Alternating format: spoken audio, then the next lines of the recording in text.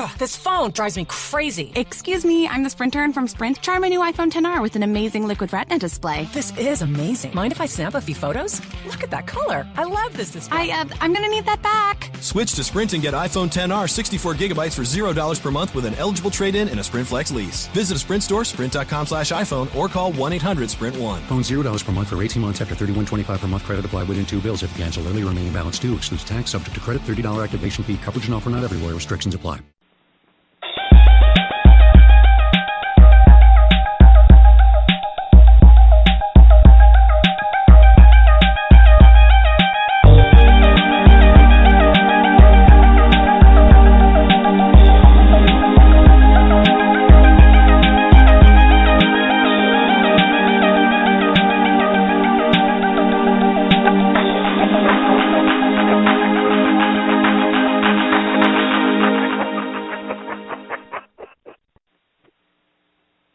Everybody, and welcome to Aquarian Radio at aquarianradio.com.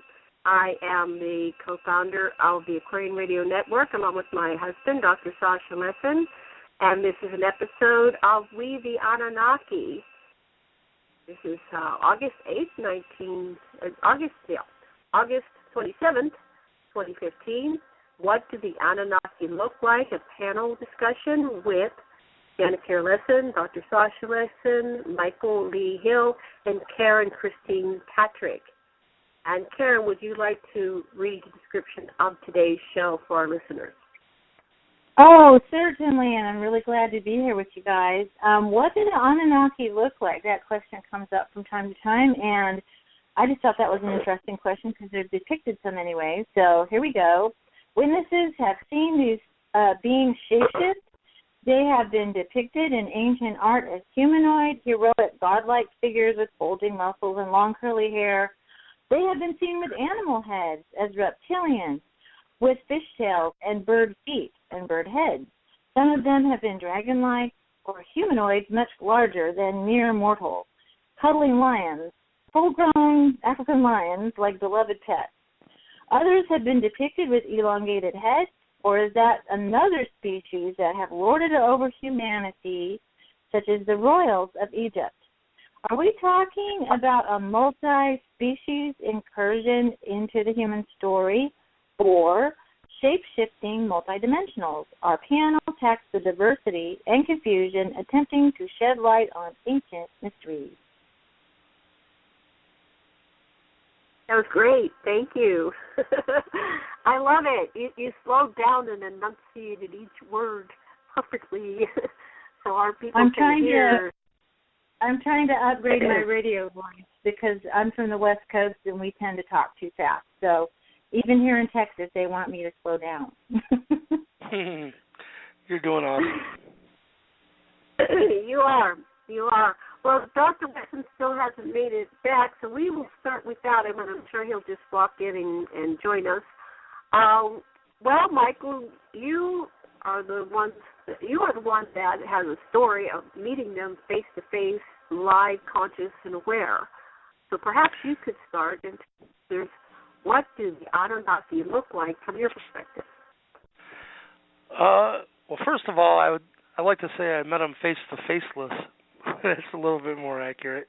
We were speaking before the show. I think it's very important to separate the appearance of the Anunnaki versus the appearance of their hybrid bloodline on the planet, the Anunnaki human hybrid bloodline known as the Nephilim, or Nephilim, tomato, right?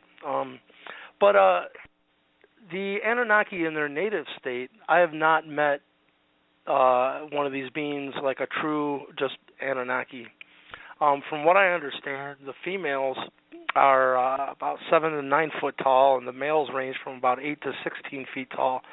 And from what I understand from high sources, they have white, kind of curly hair, pink eyes, 6 fingers, and 6 toes. But because of their very tall stature, when they created this hybrid bloodline on the planet, these humans were at once very large stature. And, what's interesting is all of this is being revealed now of how this bloodline intertwined into the Native American Indians, and you have proof of this DNA proof of haplogroup X. People can just Google that. And the point is that in the past, the Nephilim were giants as well, and this is backed up by the tall skeletons, the remains that have been removed from these earth mounds. But what isn't really understood is the more recent in time, the lower the stature. It's like, because right now this exact same bloodline still exists on this planet. So, it's not as much as a sense as what did they look like. Well, you can go and see what they look like right now, because at least 3% of the Native American Indian tribes, and it's probably way more because many Indians haven't been tested, but they still have this bloodline. So I think that's important too, to understand that they were very tall. I'm talking about the Nephilim in the past, but right now, someone of the Nephilim bloodline could walk by you on the road, and you probably wouldn't even realize anything. They look just like anyone else. But they can. What I experienced was they're able to. I heard it's not shape-shifting per se, but they have a lot more chi or electricity held at a cellular level, and they can use this extra chi to send a perceptual image into your own neural network, so to speak, and make you see what they want you to see. And in my case, every time I've met Marduk, he appears faceless, and that's kind of his calling card. And I found out that back in Egypt, because Marduk was known as Ra in Egypt, and he was known as the Hidden One. Well, hidden and faceless to me, kind of telling the same thing. Maybe it's his calling card, but I think this can also get into explaining why sometimes they are depicted with animal heads, and whatnot. Maybe they're, they can just make you perceive whatever they want you to perceive. But, in a nutshell, Michael, that's it, You have a question on that. Were they 3D solid? Did you touch them, or was that perhaps a hologram, and they just, like we, make pictures fuzzy around faces and stuff, and maybe he just made his face invisible or fuzzy? What do you think was going on? They were there. Right, they were there in the physical because I spent the next day with them as well, and actually ate lunch with them. So they were definitely there in the physical. But the first meeting, when he appeared faceless to me, that was pretty much the whole entire meeting. And I asked him right away because I knew something was up, because the first thing I noticed when I walked into the structure where they were faceless, and it was him and a female sitting next to him. And the first thing I asked them was, can I see your faces? And they said, no, you'll have to wait till tomorrow to see our true faces. I thought that was interesting because I had no clue I'd be seeing them tomorrow. But after that meeting, which lasted a good long while, it's probably, I don't know, an hour and a half, when we left the structure, he was right behind me.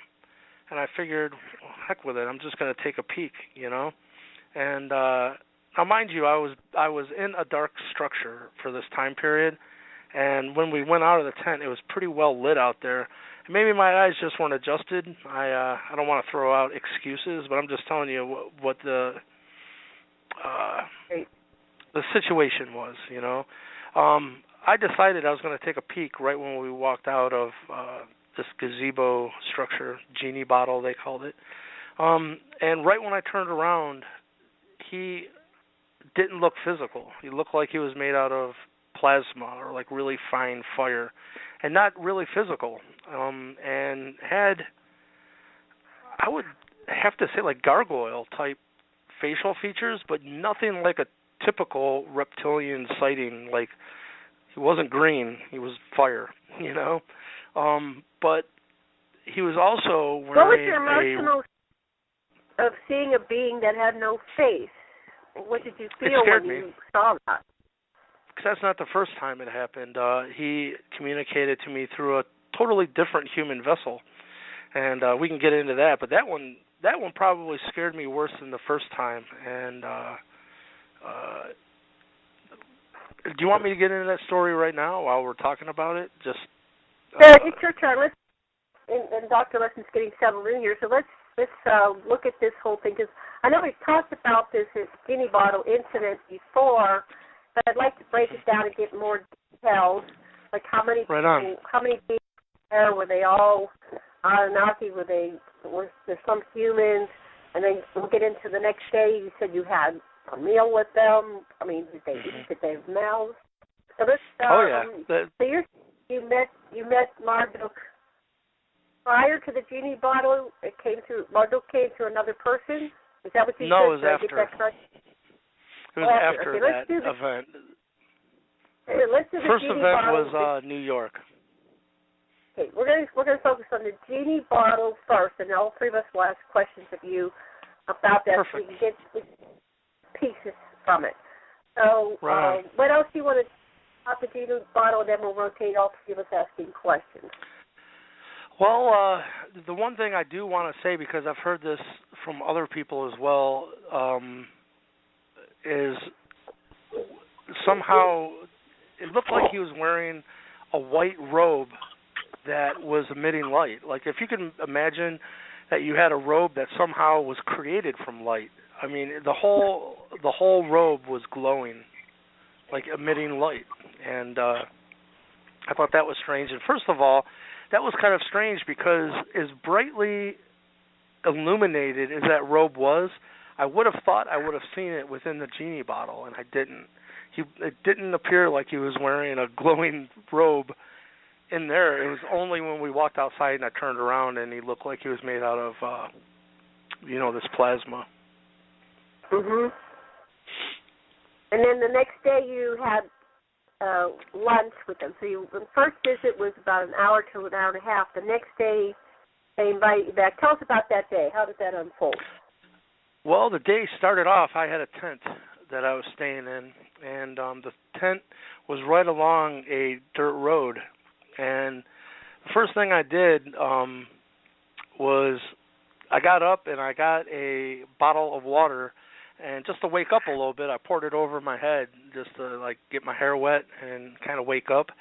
And the minute I kind of slung my hair back and looked up, there was a gentleman and a female that were right on the other side of my tent walking past on that dirt road, and instantly I knew it was that couple from last night, And the first thing he did is he looked at me and he said, "Good morning, Commander Michael."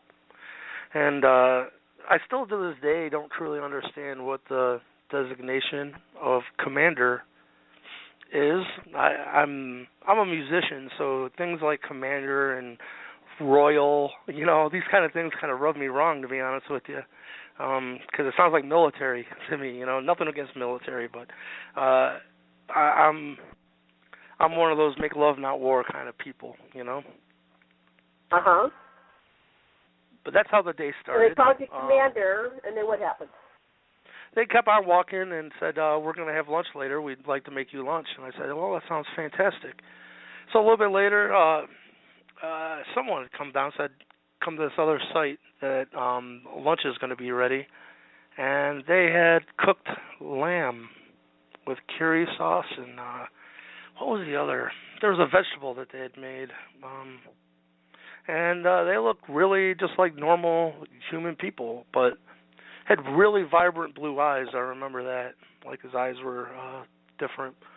But we talked at length, about a lot of subjects. Just right out in the middle of the day in a campground sitting around a fire, and that's how the second day went. Okay, so we'll rotate asking questions. Karen, would you like to ask the first question, and then we'll go to Sasha and then get back to me until we exhaust the questions on this subject?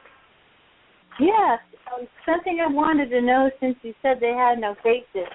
I encountered a being one time in telepathic contact that had what I called a null face. So it was kind of like when you look at the sun and you close your eyes and there's that circle that you have where you've been looking at the sun, to where you're just really looking at nothing. It's not like there's a cover. It's just a nothing. And I was curious if that was the appearance. Was it like just not really in anything that you were looking at, or was it like a blank face like a mannequin or something? What it looked like was, the inside of this gazebo genie bottle was all candlelit, and I could see up to their necks perfectly. No problem at all. But when it got to their neck, it almost looked like there was a shadow or like smoke that was coming up that was covering their face, but it seemed to track their face. If they looked to the left, the shadow matched their facial movement in a way that wasn't a shadow. You know what I mean? Like, it was very apparent that even though it looked like a shadow, it wasn't. And I got to share something with you, because this is some of the first confirmation, because some of this stuff I'm like, am I just going insane? Like, what the hell's going on?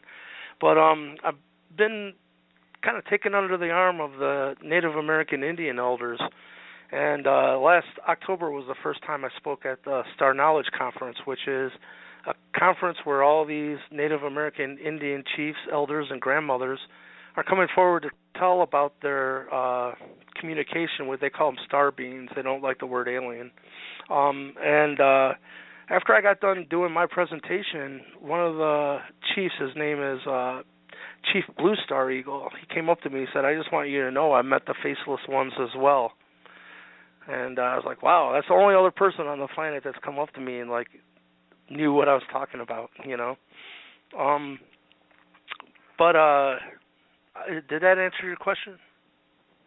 Yeah, kind of like, shadow, or you just, when you look at it, you look like you're looking into it's like a trick of your eyes or something. It feels like a trick of your eyes when you try to look. And so it really looked like a shadow, Wow. I got to bring something up, too, because I found something very interesting. I think, you, Karen, being a student of the Wingmakers material, James Mahu released a book called The Dorman Prophecy. I hadn't read that particular one, but go ahead. In it, there is like the main character is someone that's being groomed by these secret bloodline, secret societies. And he gets a chance to actually meet the Oracle, and the point of this is there's someone ahead of all these 13 bloodlines, and his name was Koroman, I believe, in the book. And so this Oracle says, if you want to see Koroman's true face, tell him that you've talked to me, and you will see what appears like a smoke coming from an invisible fire that masks his face. I was like, wow, that sounds familiar, And coming from who it's coming from, I believe it's just it. From what I understand, it is the calling card of. If anything, he's referred to himself as No Face. That whole mythology and some of the incarnations, that, like I said, it came through another human vessel as well, and he. Specifically, before any of this stuff broke on the news, he goes, you got to pay attention to a character called Slender Man, and it'll be important in the future. And Slender Man is a tall, faceless being who actually is kind of creepy, because it's been, I don't know if people know in the news, but yeah, there's been some strange happenings where people said that these little girls got fascinated by this Slender Man, and it, said Slender Man told them to go and stab their friend. They did, and another girl attacked her parents, and some really strange shit, And this multidimensional being we're talking about, that is his role, is to know what scares you and make sure you get a chance to experience it in the flesh, So in hopes.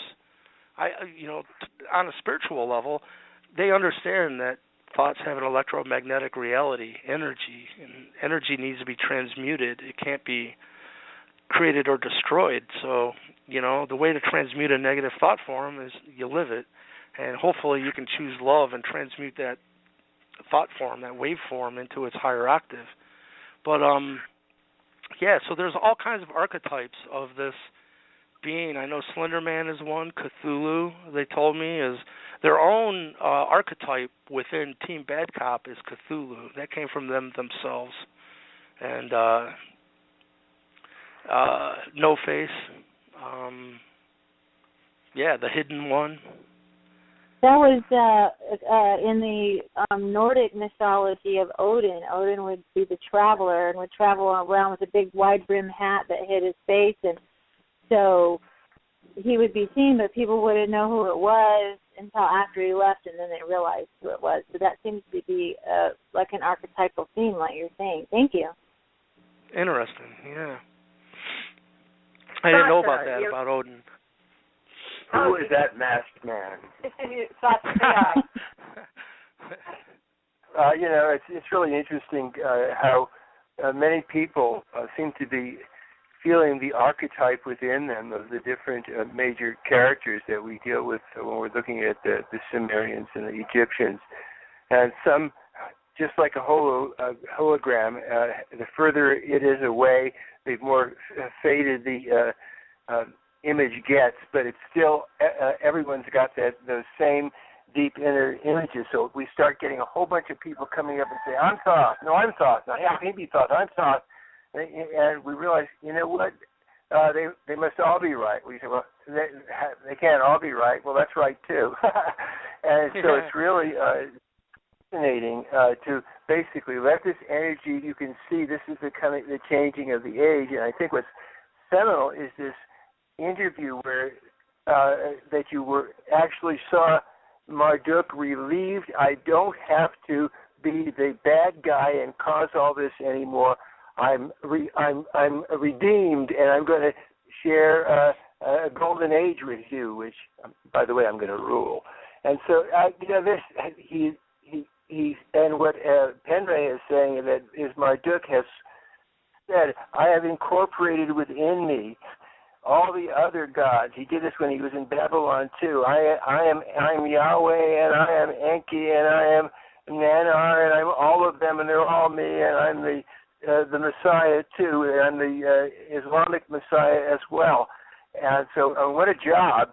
And so, if he's been relieved of that, that's really cool. And if so, I think your interview is where you got to see it happen. And the big question is, was he genuine? Was he reformed? Do you trust him? The meeting, I would have to say yes, because I didn't know of the Anunnaki. I had no prior knowledge of any story. All I can tell you is I didn't know why at the time, but, when I allowed them to scan my Akashic records,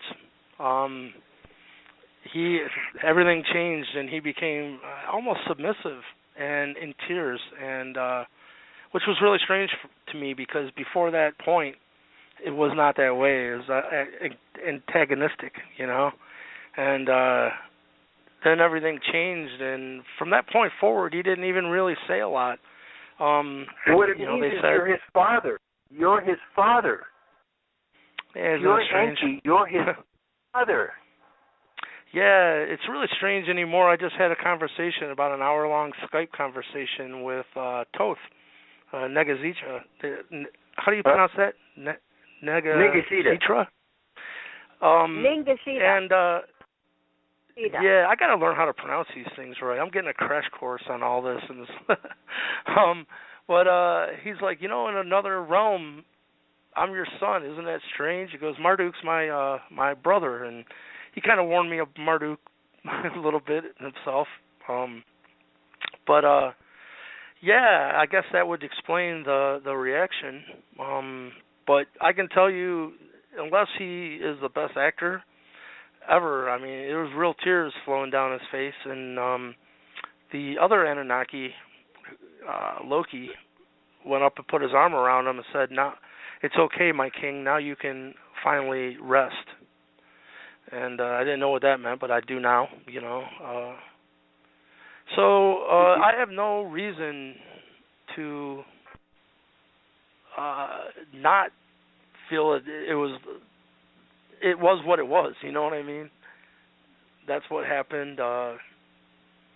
And the next day in the flesh, he was a very nice person to talk to. And the second person as well, the second human vessel that he came through is a dear friend, which was kind of shocking. I said, how come it took you so long? I asked him, why did it take until my own awakening that you revealed yourself? And he said, why would I have? I said, well, I guess that answers that, you know. Well, I guess it's my turn. Do you have any more questions? Okay, then I'll take a turn. So when you had the meal with him the next day, how many people were there? And what did he look like? Did he have black hair, blonde hair? Was it curly like an Anunnaki? Was it straight? It was short and curly.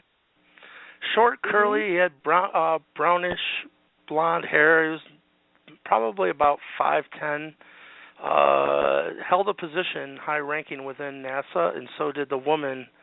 I don't know if they were married or just a girlfriend, but she was a high-ranking member of NASA as well. And he went on to tell me he was physically a part of the J. Allen Hynek family. When people that know, J. Allen Hynek was the head of Project Blue Book, which was he was like the public liaison between the government and the public on the extraterrestrial subject. And this gentleman that Marduk was coming through, he told me that J. Allen Hynek really hated the position he was put in because he said, first of all, that family is still in charge of what gets released to the public. And he said that the government would make him say one thing one day, and then the next day they would make him totally contradict himself. And he didn't like it and didn't like the position that he was put in. But he said that that family is still in charge of what gets released to the public, and that was being communicated to me because of a movie that I partnered with David Sarita, and we got a senior scientist from Lockheed Martin. His name was Boyd Bushman, and he appeared in our film and just spilled the beans, you know. It showed us working anti-gravity, how it works. It showed us blueprints and pictures of the first reverse-engineered craft that flew in 1959. So this gentleman, you know, that Marduk was coming from said, you know, this information was never meant to be released to the world and caused a lot of problems for people behind the scenes. He said we'd cause a lot of finger-pointing and accusations to exactly how this information was ever allowed to reach humanity, and he quizzed me on that as well, and I think that's what caused the whole change in direction of this, because my response seemed to startle him, because he asked me, you know, how did this come to be? And my answer was, I manifested it. I said I willed it into manifestation, because that was my baby, you know. The colonel came through me. I approached, actually David approached me because I had an investor that was interested in just telling my own story. And David said, I think you got a really good story here, but I have all these other people that want to come forward and tell their story. We could make it into a mini-series, still cover your part of the story, and get all these other people on board, and I thought it was a wonderful idea. So a lot of that first meeting was about how this information was released about Boyd Bushman, because, as I said, he said they're the ones that decide what gets released, and they couldn't figure out, you know, I guess the power of one person, and there's a lot of power if you decide, anyone out there, you know, that we have a lot of power over this creation. And that's what happened. Let me dive over that so I understand. So you're saying that Marduk worked for NASA in his human this form. human vessel. From what I understand, you know how there's a lot of the hybrid bloodlines on this planet? Well, Marduk has a hybrid bloodline, and there's many different individuals, and he could resonate down through the DNA of any one of those human vessels. And I've seen it happen through two different. Yeah, it could be. Isn't that, so he's, yeah. That's what Nigashita Thassa said in the Emerald Tablets, that he put his original form in stasis and he sent himself down. He wanted to know what it was like to be born as a human being and, raised as a human being, so he came down as a thrice-born Hermes. So apparently they can send their consciousness down through human form, and they have the ability to, monitor where their soul incarnates. And that's what carries on into the royals. They're saying that when a royal gets too old, they fake their death, or they actually die, but they only have the new fetus in place for them to transmigrate their soul into the new form that they will chose. It's the ultimate, physical immortality, just moving from form to form. So I wanted to go back to the Marduk thing. So he feels constrained by NASA. We're talking about the National Aeronautics and Space Administration. Is it the private one, or is it the unknown secret NASA, or is it the public one? That's a good question. And that one, I no clue. Willed it into place, and you trumped them, and you were able to put in your paradigm, overriding theirs. Is that what you were saying? Am I getting that correct? Yes, exactly. And he was really confused with it because he said, this group of people that I work for and I'm a part of this group decides what gets released. And he said this was not on the list.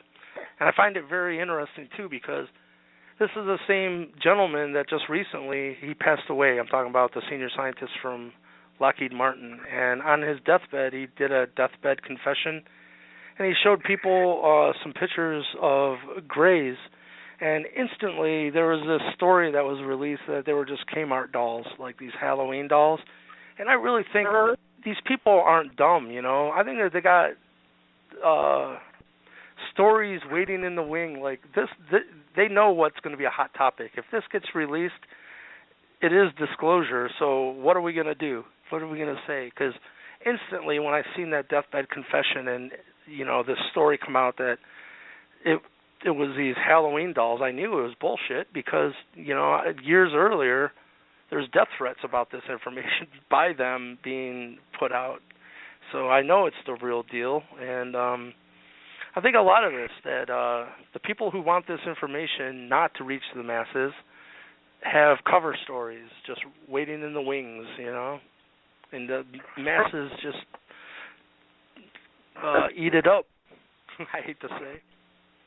Yeah, well, for those who don't want to believe in something, they go, oh, here it is, it's really these dolls. So there's always a part and all crop circles are Doug and Dave, two old men with boards on their feet, Whatever excuse they throw out, it seems like a large segment of the population just accepts whatever they're told. It's like if it comes from what they see as an authority figure, well, it's got to be right. Fox News said it, Yeah, that was funny. It was on.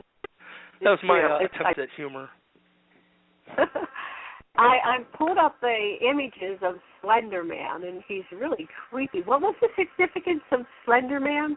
They even have a movie made about him, Slender Man. The second, well, we could. It's kind of weird to get into because this is the second person that Marduk communicated to me through. I still, to this day, am in contact with him a lot. We talk. Matter of fact, he just had his 50th birthday, and I gave his wife one of my canvas prints to give to him because I couldn't make the 50th birthday party because I think I was in Columbus for a conference at that time. And I just received a phone call from him, and he goes, Michael, I just wanted to thank you so much. I love this canvas print, and I love your image on it, and the colors are so beautiful, and it doesn't remind me of Cthulhu at all. That's what he said. I'm like, that's funny. But maybe we should get into that because he's the one that told me that of the Cthulhu archetype and Slender Man. So the first event that happened in New York, that was in 2008. And fast forward, I don't even know the time period. I could because all this I was communicating to AR about all this. And I think it would have been around 2010, and I was in his hot tub, and it was me, him, and his wife, and we've been dear friends for probably 15 years, you know. And she got out of the hot tub, and it was just me and him, and the conversation just got really enlightened, actually. Like, I've never went to that level of conversation with this individual. And half jokingly, I said, you know you're not from around here, don't you? And he said, Michael, look at my face and tell me what you see. And when I looked, he had become faceless. But mind you, I didn't tell him this. I said, wow, you look exactly like the person I met in New York. Never mentioned faceless or no face. He said, bingo, nice to talk to you again. And at this point, wow. I was frightened, you know, and I know what his name is. I said, who are you? And he said, I am the Muse. I inspire creativity, wit, and humor in the human race. And he said, would you like to see something I inspired? And, of course, I said, sure, you know. So I got out of the hot tub. He got out of the hot tub, and I took a peek again, and his face had returned, which was that put me at ease, you know. But we go in, and I think that they do things like this, what I'm going to describe to you, because when you try to explain it, it makes you sound like you're insane. But he puts out a movie that he said he inspired, and if people know of, there's a director, I think his name's Bob Odenkirk, and he was a director that did Ace Ventura, When Nature Calls, with Jim Carrey. He was the originator of the Jimmy Neutron children's show. He did Kung Pao Enter the Fist. And he had created a whole bunch of movies that were famous movies, but he had done the whole movies with nothing but thumbs. So instead of like The Godfather, it was God Thumb. There was Thumb Wars, Franken-Thumb, Thumbtanic. But the movie he put on was Bat Thumb. And I'm thinking, what the hell is going on? This is strange, you know? And so Bat Thumb, and by the way, people just go to YouTube and type in Bat Thumb. It is on there. You'll see what I'm talking about. So Bat Thumb comes up against his arch nemesis, and all the way, like up until about halfway through the episode, this arch nemesis just had like a hoodie over his thumb. And finally there's this big reveal scene, you know, and the arch nemesis is going to reveal who he truly is to Bat Thumb. And he reaches and pulls off that hoodie, and it's just a thumb. And he goes, I am No Face. Now, mind you, I didn't tell him he was faceless. You know what I mean? And I looked over, and he just gave me this smirk, you know, and it scared me so bad. I was going to stay there that night, and I found some reason that, you know, I forgot. I got something to do in the morning. I was not staying there. It freaked me out. But so at another time, he brought me to a computer. He goes, I want you to see this. He goes, this is really important. And it was a video game, and in it was just a big mansion, and there was no one else in it. There was no monsters, no nothing. It's just you walking around this old, scary-looking mansion, and all of a sudden, the Slender Man comes out of nowhere, and it's kind of like you got to try to run away from him, you know, and you'll go into another room and think you're away from him, and you'll see like a shadow go by, and it was really freaky. And that was the first time that I was introduced to Slender Man, and this is years ago, before any of this weird stuff started happening for real in this reality. But even before the Slender Man thing is when he told me about Cthulhu. And, you know, he said Cthulhu is our archetype of how we view what we do. And I can attest to this because there's a gentleman, his name was, I can't remember his name now. Sasha, you might remember. This is the guy that infiltrated the LPG and leaked the worm. Like, was it Gordon? What was it? Yeah, Gordon? Roy Gordon, right? I think it is Roy. Because I had I was in contact with this other gentleman, and this guy had put up the Link book, which you know of. He had put that up on his Scribd account, and he got an email from Roy Gordon saying, "You're coming too close to our octopus. If you don't back away from Lord Marduk, you will be exterminated with extreme prejudice." But you see, Cthulhu is like an octopus being. He became Davy Jones in, the Pirates of the Caribbean. And if you remember in that film, that was the dude that had the octopus head. And he would always go up to Johnny Depp and go, "Do you fear death? What do you fear? What do you fear?" He's got like 20 different "what do you fear" lines in that movie. It's the same archetype. You know what it is, too? Check this out. This blew my mind. Everyone's familiar with the Ghostbusters, right? And they know that this entity's coming. And if you remember, they're like, "So what are we going to do? Go in front of the judge and tell them that some Babylonian god is coming to wreck the city?" And the other Ghostbuster guy says, "It's not Babylonian, it's Sumerian." So when this entity finally does show up, they say, "Everybody clear your minds because it's going to take the form of whatever you fear the most." And if you remember, it became the Stay Puft Marshmallow Man. Right. This information has been given to us. People just thought it was a funny movie. But, it's this archetype of an intelligence that knows what scares you and will take the form of whatever scares you most. Right. They have a lot of images of Slender Man. I'm going to add them to our website after this episode where I can do that. Justin Cameron did the same thing to wreck Montauk and free the people that were still alive. Oh, yeah, he created a... Yeah. So you create the monster and the monsters. So, but this Slender Man, they have images of it, photos, going back to 1933 is one of the oldest I've seen. So this... And it says one of the descriptions was Slender Man was a tall, slender, faceless being. So there you go. There you go, huh? Right there. So it's been around, and he loves children. He goes to children's playgrounds. He's and around orphanages. It's a scary subject because forget folklore. For real, children have been recently committing violent acts against other children and their families because they said they came into contact with Slender Man. That's for real. Matter of fact, I just met a gentleman. His name's Reverend Swope, I believe is his name. He wrote a book, and Slender Man was in it. And when all these attacks started happening, he was contacted by CNN to be a correspondent on the subject, and he refused because he didn't want to put any of, just out of respect for the families, really, he said. He didn't want to go and talk about it.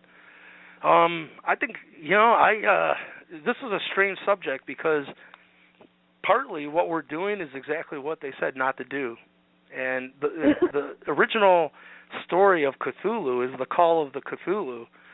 It's, you know what I mean? It's like talking about it brings it.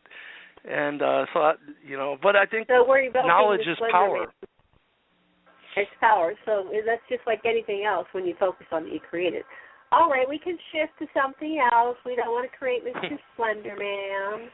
He's not a very nice... No, we don't want that. But you know what? If you look at it with an open mind and as you're just gaining knowledge of how Team Bad Cop operates, I think, sometimes it's not a bad idea to know how the other side operates because it gives you power then when these things come up in your own life to combat it. So great. So, okay, Karen, we should probably go back to you. Thank you for being, patient with us. What's your comments and any questions? Just really enjoying probably. Yeah, am I here? Can you hear me? I can hear you. I can hear you. Oh, good. Well, the couple things came up when you were talking. I think that's probably one of the longest descriptions of your experiences I think I've heard, and I really enjoyed that. One thing I wanted to think about or talk about was when you said you willed it into existence, this revelation of all of this stuff. And I want to say as a telepathic contactee, there's sort of a couple of levels that come in. One is like a low, buzzy information level. And then the middle one's like a message that's very clear. And then there's the angelic ones written in the stars that have trumpets. Da, da, da, da. And one message I got... Stop. We're getting feedback. Do you have your microphone on your computer or something? Because you got... You're doing it, too. I don't know what's going on. Let me call back Strange. in. I don't hear it. Okay. Are you on? You're on your cell phone, right? Yeah, I'm not anywhere near my computer. Okay, let me turn off my mic on my computer. Here, hold on. Okay. Hello? Stop. I still have an echo on my end. How about you call me back? Okay, Yeah, I just have my... Okay. I'll call back. Technical difficulties. We don't know why we're getting this. Oh, no, it's Slender Man. It's Man. He's in here in our computer. Sasha, you asked the question. I was the last one. Oh, I don't have anything on Slender Man. Oh, go back up. This is what do the Anunnaki look like? What do you think the Anunnaki look like? Like us. We are the Anunnaki. Look in the mirror, huh? We're created in their image, right? It's basically they adapt genome. This planet they added to Homo erectus. It allows us to make such good content. Okay. Bigfoot. Wait, we're getting the feedback on our end. I'm going to try switching the mics. Hold on one second.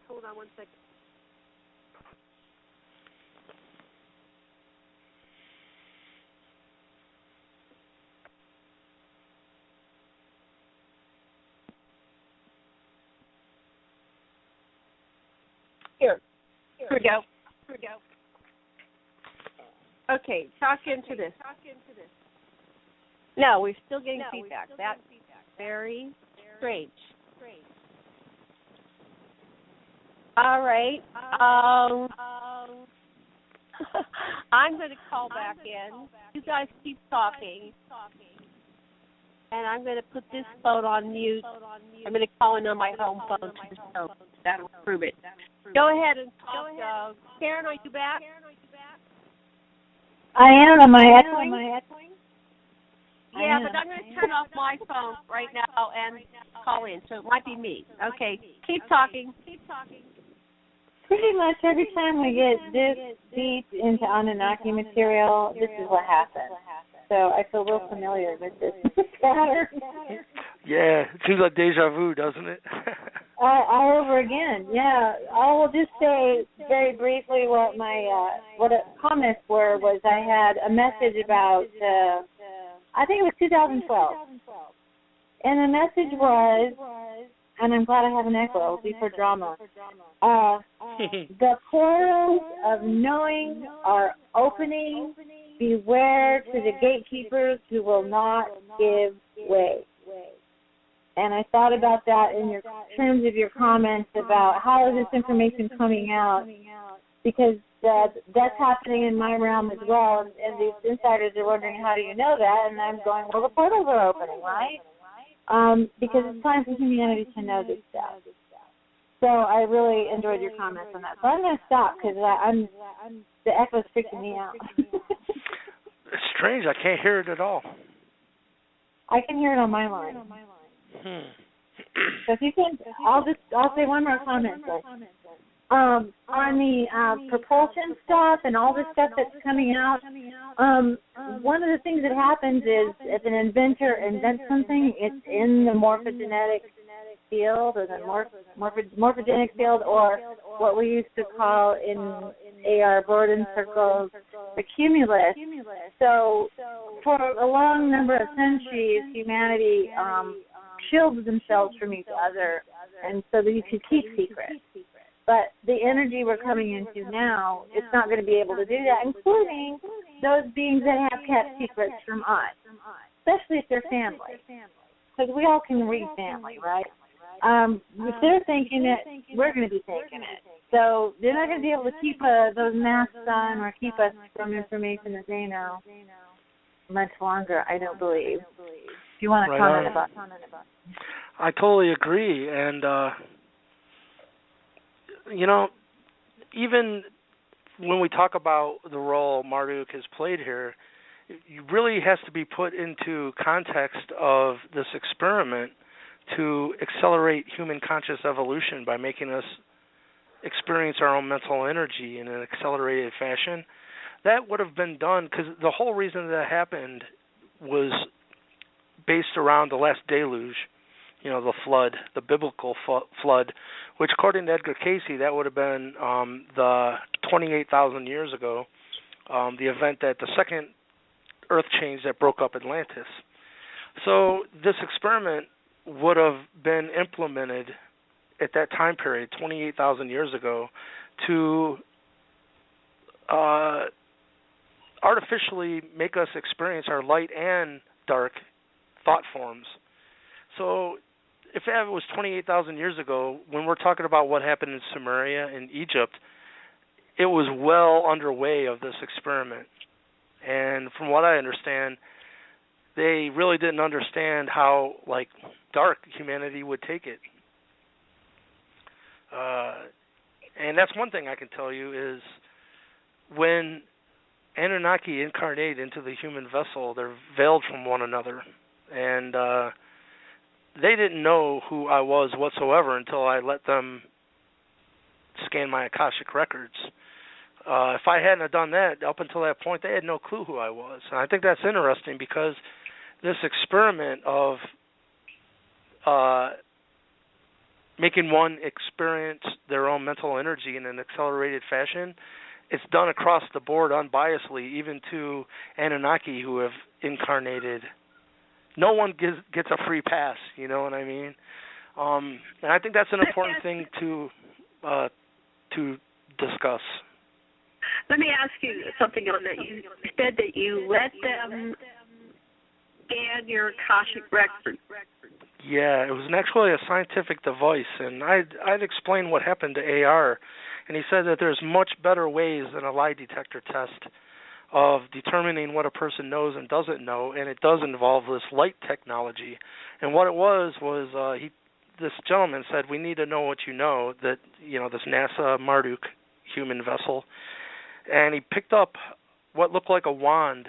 And by the way, I just found out recently that Whitley Strieber kind of communicated the same thing. It was a wand with a purple diode at the end of it that was really illuminated brightly purple. And from across the room, he pointed it, and I could feel it stimulate my third eye, the pineal gland, I believe it's called. And that's what releases DMT, and it's actually like ayahuasca, the native drink that they do to contact other realms. Your brain releases that naturally at night. It's what makes you dream. So I can think that if they have some type of technology that will stimulate and being able to access your third eye, it more than likely is going to start to excrete a little DMT as well. But that's what happened. Hope you enjoyed it. So they. It didn't hurt at all. I'll tell you what happened. I'm sorry. Go ahead. Hey, we're just getting feedback, so I'm going to limit what we're saying. Oh, it's fine now. No, it does feedback. Okay, you talk and tell us about that experience. Continue what you were saying. Well, I can tell you the first thing I said when they started. He said, "This won't hurt," and he brought out that device and. My first response was I smiled real big and I said, truth serum. Yeah, well, go ahead, But it didn't hurt. It felt good, actually. It kind of gave me the butterflies a little bit. I could whatever it was doing, it didn't feel bad. It didn't, it wasn't over the board, like just made me go into bliss or something, but it felt good. It's kind of hard to explain, but and at the end of that too, after everything, and they found out who I really was, is when it was the exact same instrument. They said, we're going to remove some of your memory blocks, that this won't be painful. And I'm thinking, even still to this day, I think we discussed this on another show, but the idea of having memory blocks removed, first of all, I didn't know I had any memory blocks, but from what I understand, it's almost necessary. If you decided for your own spiritual growth that instead of being born in a position, say you were a king in a last lifetime, and you want to experience the opposite, that if you incarnate into being poor and homeless, if you had the memories of your past life incarnation still, it would make it very difficult. And but I don't know. You guys got any comment on like memory blocks and what that is about? I think that when you're ready to experience the memory block, it's very interesting to let the block wait and let that voice talk to you about when it's into your life, how it serves, what its interests are, the present, and to get permission from that voice of the block to let you experience whatever is safe and appropriate for you to experience and reassert itself when you need it to be overwhelmed. And if you do that, you've given it permission. You can return from your center and ask that voice to tell you more about itself and what it really needs and why it wants what it wants. Everybody has their box. There's very few human beings that remember everything that ever happened. So that's the state of being human. But I often wondered in my own mind. I was thinking, well, how does blocked memories surface then for the person that they're being unblocked? Because all of a sudden, if you just had a flood of memories coming in, I think it could probably make you go insane. But for myself, I think, now looking back, when this happened, which was in 2008, I hadn't even met my biological mother yet. I had no idea of my Native American Indian heritage.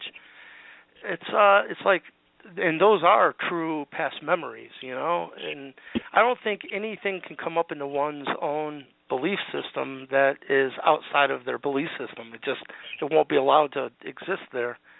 So it's almost like pieces of the story come into play that fill in missing pieces, and it seems just a natural progression, but it truly is gaining memory.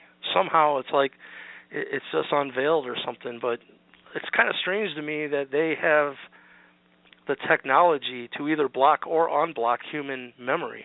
That's an interesting subject. We have the technology too. Oh, yeah, that's a good point. It's called a lobotomy. Well, go ahead. How do you work with blocked memory?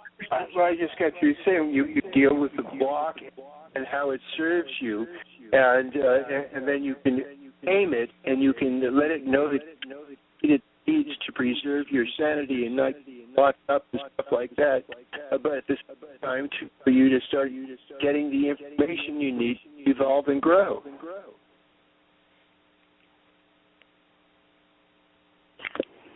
Anyway, Karen, let's try you without the... Yeah, we get a lot of feedback here. Let's see what's happening on your end, Karen. Go ahead and speak. Yeah, I have dealt with some blockage issues as well. At a certain point in my awakening process, well, I have to start back about 9 years ago. I actually had a device fail in my mind, like within my brain. I kind of almost remember when it was put in there. So I had an implant from maybe 4 years old to 45 years old.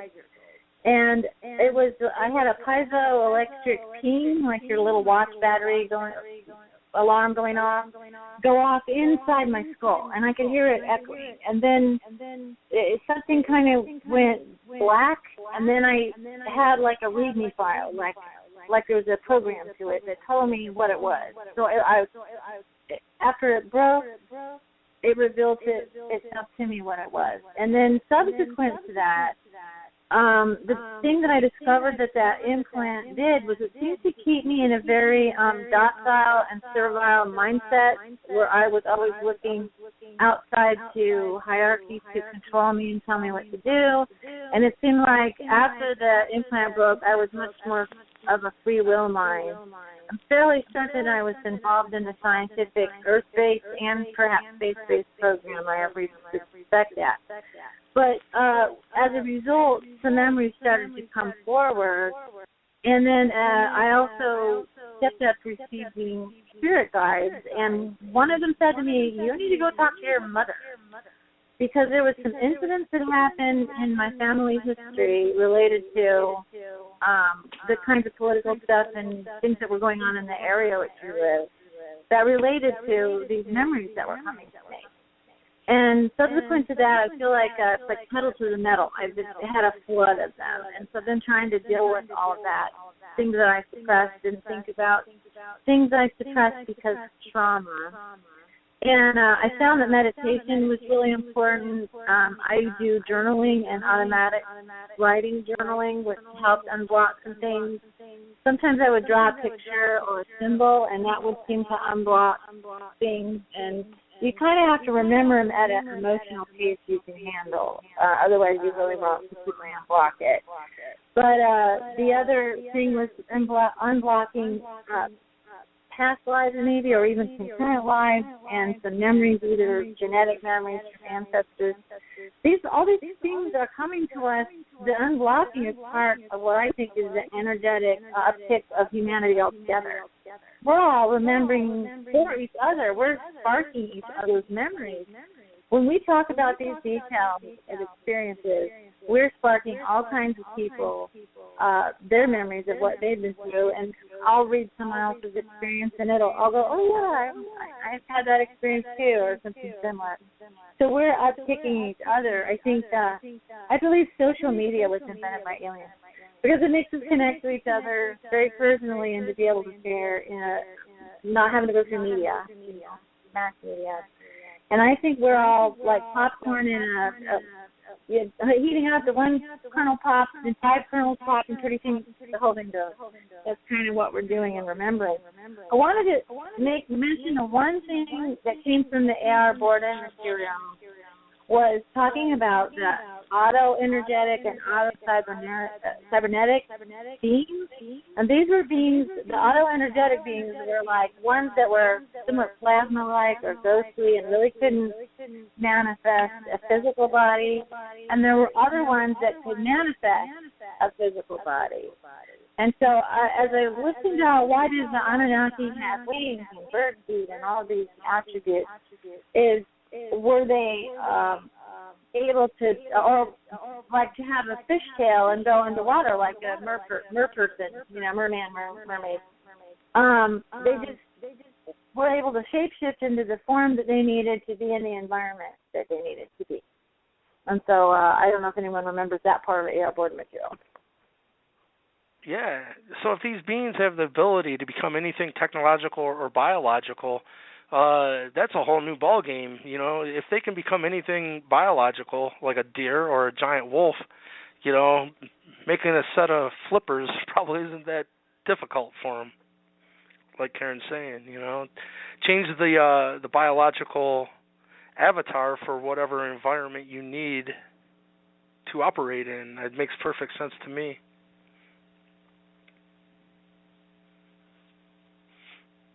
You guys there?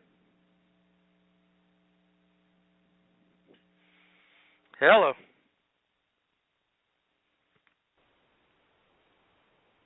Can you hear me?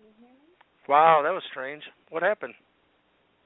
I don't know. I got knocked off the air, and then I think maybe Janet or Sasha. Okay. But when we're all on at once, okay, I think we lost the echo. The tech support had me mute everybody. Nope, we still have an echo. Okay.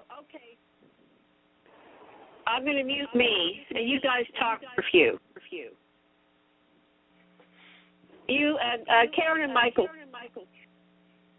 Oh, yeah. Do you remember that information about the energetic stuff? Because I want to add one aspect to that is that Brett and I have been working with lunar extra-dimensional beings, and it's quite possible that they came to visit Earth in the past during our Mardi Gras type festivals, because some of them can't manifest the body we can see, so they're like the invisible man. So they have to wear an outfit with a mask or with clown paint in order to be seen, and that might be a reason why the royal courts of Europe have created all these Mardi Gras festivals and masked balls so these beings could come visit. So that's an interesting new history Brett and I have been looking at that's quite unusual. Wonder if you had any comments. No, it makes perfect sense, though, because in some of the secret society stuff, like if anyone has ever seen Eyes Wide Shut, the Tom Cruise film, a lot of these secret society things, they're all masked, and it's like, a masquerade kind of event, so it makes sense to me. And I can tell you, too, AR, had said that, they do have the ability to project images into the human neural network to make you see what they want you to see. It's not that they're shape-shifting per se, but so maybe just wearing a whole masquerade suit is a very easy remedy for them to be able to walk around, Especially in a crowd, because in a crowd you would have all kinds of different types of humans, most likely some psychics and whatnot, that can punch through the projection. So it would make sense that, and maybe it gives you a headache if you try to project that image into the minds of a whole bunch of people. I don't know. But it was an interesting side study to the lunar stuff that we do is the interdimensional history and holographic history pertaining to the moon. And we have to realize that also the technology side of it is possible too, because just because we don't normally see a certain technology like that wand you were talking about doesn't mean that another race or culture doesn't have it. We're kind of kept given a little technology at a time. Like this year in my lifetime, we're sort of not quite the same age, but close. We've seen such a huge change in technology. When I was telling my kids like what we didn't have back when we were kids and what they have now, it was quite a long conversation of how much we changed our media, how we get media, our computer technology. It seems like we are being accelerated. Yeah. From what I understand, from 1950 till now, it's just exponential, the growth that we've made, in such a short time span. So I think that's interesting. Let me ask you, with all your work on the moon research, what's your feelings of the Anunnaki being on the moon and the moon actually being artificial and hollow? Which I've heard it rung like a bell when one of our spacecraft landed, and they know that they had seismographs on the moon, and it rung for 3 hours or something like that. Oh yeah, there's a lot to that, and part of the reason what NASA really is NASA's really a brand. You were talking about how every story has to have a plausible deniability part, right? So you could say a particular thing you discovered and someone would come right behind you and make you sound crazy and talk about little green aliens. And that's like a normal treatment of all of this information. For instance, you were talking about movies. They have revealed a lot in movies. They've told the producers the insider stuff that was being developed in all kinds of labs, plus the stuff that the aliens had. I mean, they put it in a fictional format because they're kind of honoring our free will, that most people aren't ready to take this kind of stuff on as if it were real, for where they were trained, where they grew up, their religion, that sort of thing. So basically, the stuff that's come out in movies is, I was a huge sci-fi fan, so I was really delighted to find out a lot of the stuff I saw in sci-fi actually is true. It's mixed up with silly stuff, but some of it's true. But that was one of the ways they were bringing us along and educating us about galactic history and other cultures. And I was just very delighted to find that out. I don't even watch sci-fi anymore because I study where those were based in now. And it's very interesting. Yes, but, indeed. Go ahead. Bob Dean had said I'm sure most people in the audience would know who Bob Dean is, but he's high-level whistleblower. He worked for NATO. He's in high-ranking in the government. But he said he met Chris Carter at a party. Chris Carter is the originator of the X-Files. And he said he asked Chris Carter, he said, I know because I'm speaking as Bob Dean. He said, I have top-level, cosmic clearance. And I know that some of the things you're putting in the show are top secret. How are you even getting away with that? He said, well, we definitely are being given sourced material, and he said, wait till you see what comes up in the near future. So I'm really excited, first of all, that I'm sure if you were a sci-fi fan, you were into X-Files, but there's going to be a relaunch with the original cast here early 2016. So I can't even imagine what they're going to be revealing to the world in that show, I think they're bringing the show back to do it, to bring that information back. I hope that they do more than they first such a teaser. I'm going to recommend that we pull this show short because we have horrible connections. I know that they've been having problems with Blog Talk Radio, and I have reported this problem, but it doesn't look like they're able to resolve what's going on with them behind the scenes. And so let's call this one a day, and we'll reschedule. Yeah, you're breaking up.